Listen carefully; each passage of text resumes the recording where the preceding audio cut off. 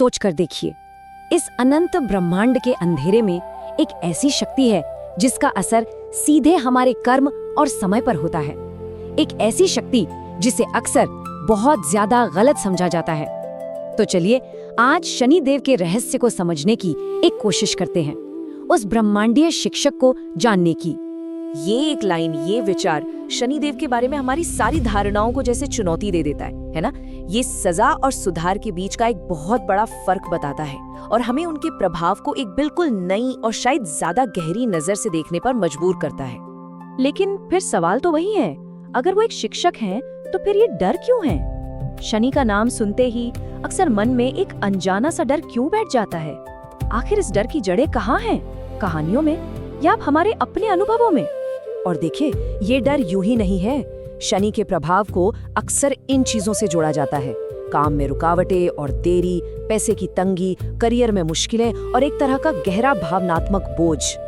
यही वो अनुभव है जो शनि के नाम के साथ एक डर पैदा कर देते हैं। शनिदेव के इस दोहरे स्वभाव को, मतलब एक तरफ शिक्षक और दूसरी तरफ इतनी कठोर ऊर्जा, इसको समझने का राज उनकी पैदाइश की कहानी में छिपा है। ये कहानी है रोशनी और अंधेरे की, बाहरी ताकत और अंदरूनी सहन शक्ति के एक अद्भुत संगम की। देखिए, शनिदेव का जो व्यक्तित्व है वो उनके माता पिता का एक अनोखा मिश्रण है। एक तरफ है सूर्यदेव, जिनकी चमक, जिनकी बाहरी शक्ति पूरी दुनिया देखती है, और दूसरी तरफ है उनकी माँ छाया देवी, जो अंदरूनी सहन शक्ति और तपस्या का प्रतीक है। शनिदेव इन्हीं दो ताकतों का एक शक्तिशाली संतुलन है। और जरा सोचिए, उनका जन्म इतना शक्तिशाली था कि जैसे ही उन्होंने अपनी आंखें खोली, उनकी पहली नजर से ही उनके पिता स्वयं सूर्यदेव ग्रहण में चले गए। ये सिर्फ एक कहानी नहीं, ये एक बहुत शक्तिशाली प्रतीक है। ये दिखाता है कि शनि की ऊर्जा शुरू से ही कितनी गहरी और गंभीर थी कि वो सबसे तेज रोशनी पर भी पर्दा डाल सकती है। तो हमने उनके जन्म की शक्ति तो देख ली, लेकिन सवाल उठता है कि इस ब्रह्मांडीय व्यवस्था में, इस कॉस्मिक ऑर्डर में उनका असली मकसद क्या है? शनिदेव को एक बहुत अहम नाम दिया गया है, कर्म फल दाता। इसका मतलब है कर्मों का फल देने वाला।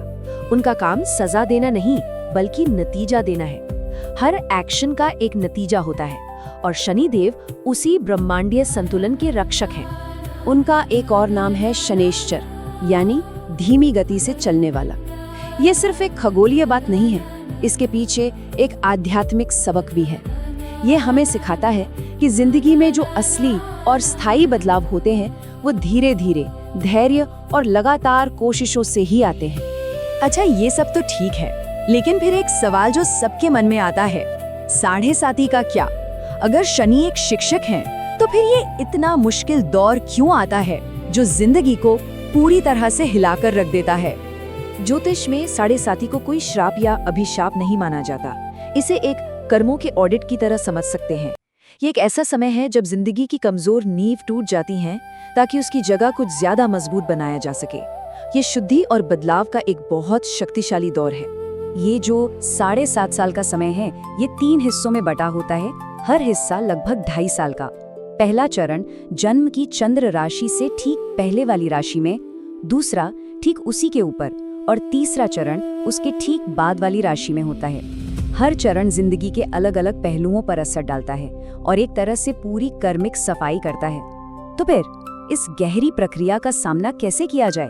तो शनि की इस शक्तिशाली ऊर्जा के साथ तालमेल कैसे बिठाएं? इसका जवाब डर में नहीं, बल्कि भक्ति और अनुष्ठानों की प्रतीकात्मक भाषा में छिपा है। ये समझना बहुत जरूरी है कि शनि से जुड़े अनुष्ठान उन्हें सिर्फ खुश करने के लिए नहीं होते हैं, वो एक तरह के एम्बॉडीड एफर्मेशंस हैं। मतलब ये ऐसे शारीरिक काम हैं जो हमें शनि के गुणों से जुड़ते हैं, जैसे अनुशासन, धैर्य और सेवा। ठीक वैसे ही जैसे रोज व्यायाम करना हमें शारीरिक ताकत से जोड़ता है, शनि से जुड़े हर प्रतीक का एक गहरा मतलब है।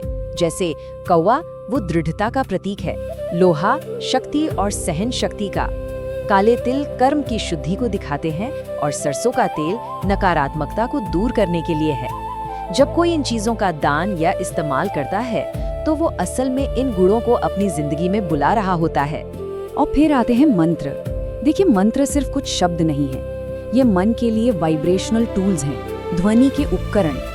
इनकी ध्वनि, इनका कंपन हमारी अंदरूनी फ्रीक्वेंसी को शनि की कॉस्मिक फ्रीक्वेंसी के साथ आप कह सकते हैं ट्यून करने में मदद करता है। शनि महामंत्र इसका सबसे अच्छा उदाहरण है। इस मंत्र में उनके स्वरूप का कितना सुंदर वर्णन है।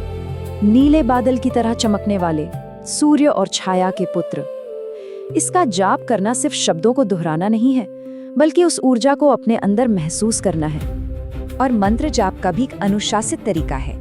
साफ सफाई, सही दिशा और खास तौर पर भगवान हनुमान की मूर्ति के सामने बैठना, जिन्हें शनि का नियंत्रक माना जाता है, और पूरी एकाग्रता बनाए रखना। ये सारी चीजें मन को केंद्रित करने और मंत्र की शक्ति को बढ़ाने में मदद करती हैं। तो चलिए अब इन सभी बातों को एक साथ जोड़ते हैं। हमने शुरुआत डर से की थी, लेकिन अब हम एक गहरी समझ की ओर बढ़ चुके हैं। जब कोई शनि की ऊर्जा के साथ सही तरीके से जुड़ जाता है तो नतीजे कमाल के होते हैं। जो बाधाएं थीं वो आगे चलकर स्थायी स्थिरता बन जाती हैं। जो तकलीफ थी वो गहरे ज्ञान और परिपक्वता में बदल जाती है। शनि का आशीर्वाद कोई छोटी मोटी चीज नहीं है। ये स्थायी सफलता, गहरा धैर्य और आध्यात्मिक स्पष्टता लेकर आता है।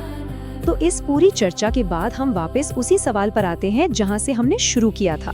शनिदेव दंड देने वाले हैं या एक शिक्षक हैं? अब शायद जवाब बिल्कुल साफ है। शनिदेव जो चुनौतियां लाते हैं वे सजा नहीं, बल्कि हमारे विकास के लिए जरूरी सबक है।